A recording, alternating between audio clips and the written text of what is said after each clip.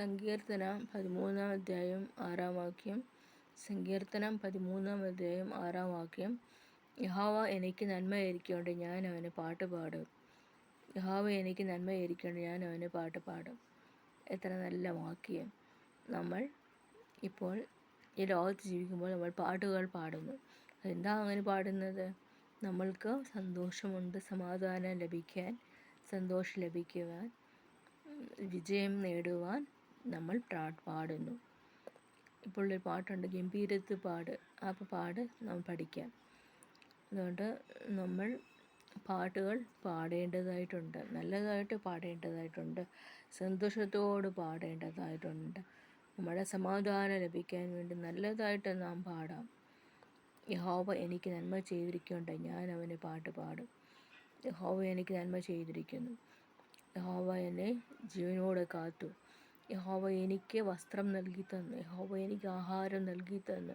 യഹോവ എനിക്ക് പാർപ്പിടം തന്നു.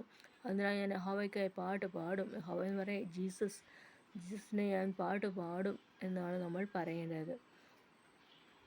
യഹോവ എൻ്റെ ഇടയനാകുന്നു, എനിക്ക് മുട്ടുണ്ടാകുകയില്ല. പച്ചയായി പുൽപ്പറങ്ങൾ അവൻ എന്നെ കിടത്തുന്നു. സ്വസ്ഥതയുള്ള വെള്ളത്തിനരികത്തിലേക്ക് എന്നെ നടത്തുന്നു. കൂരിരുൾ താഴ്വരയിൽ കൂടി നടന്നാലും ഞാനൊരു അനർത്ഥവും ഭയപ്പെടുകയില്ല. നീ എന്നോട് കൂടെ ഇരിക്കുന്നു. എൻ്റെ വടിയും കോലും എന്നെ ആശ്വസിപ്പിക്കുന്നു എന്ന് ദാവീദ് സംഗീതക്കാരൻ ദാവീദ് പറയുന്നു. നമ്മൾ ദൈവത്തെ ആർപ്പോട് ഘോഷിക്കാം, വിളിക്കാം, നന്മ ചെയ്യാം, പാട്ട് പാടാം.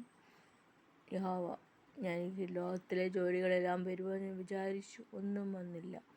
അതിനെ കർത്താവിനെ സ്തോത്രം ചെയ്യുന്നു. യഹോവ എനിക്ക് ശിശുവേല തരികയാണെങ്കിൽ അത് ഞാൻ ചെയ്യാൻ പരിപൂർണമായി വിട്ടു നിൽക്കുന്നു, ചെയ്യാൻ വേണ്ടി താല്പര്യപ്പെടുന്നു. ഞാൻ മറ്റെല്ലാ ജോലികളും അന്വേഷിച്ച് നോക്കി, ഒന്നും എനിക്ക് വരുന്നില്ല. അതുകൊണ്ട് ഞാൻ കർത്താവിന്, യഹോവ എനിക്ക് നന്മ ചെയ്തിരിക്കൊണ്ട് ഞാൻ അവന് പാട്ട് പാടും. എനിക്ക് കിട്ടിയില്ലേലും എനിക്ക് സുശേഷ വേല കിട്ടുന്നുണ്ടല്ലോ, എനിക്ക് യേശുവിനെക്കുറിച്ച് മറ്റുള്ള പറയാൻ പറ്റുന്നുണ്ടല്ലോ, ഞാൻ യഹോവയ്ക്ക് വേണ്ടി പാട്ട് പാടുന്നുണ്ടല്ലോ. അതുകൊണ്ട് ഞാൻ അവന് വേണ്ടി പാട്ട് പാടും. യഹോവ എനിക്ക് നന്മ ചെയ്തിരിക്കുന്നു. യഹോവ എൻ്റെ വലം കൈ പിടിച്ചിരിക്കുന്നു.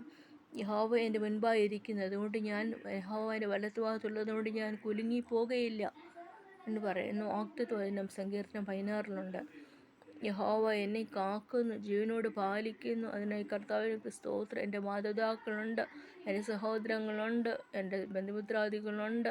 അതിനായി കർത്താവേ തന്നെ സ്തോത്രം ചെയ്യുന്നു. നമുക്ക് ദൈവത്തെ സ്തോത്രം ചെയ്യാം.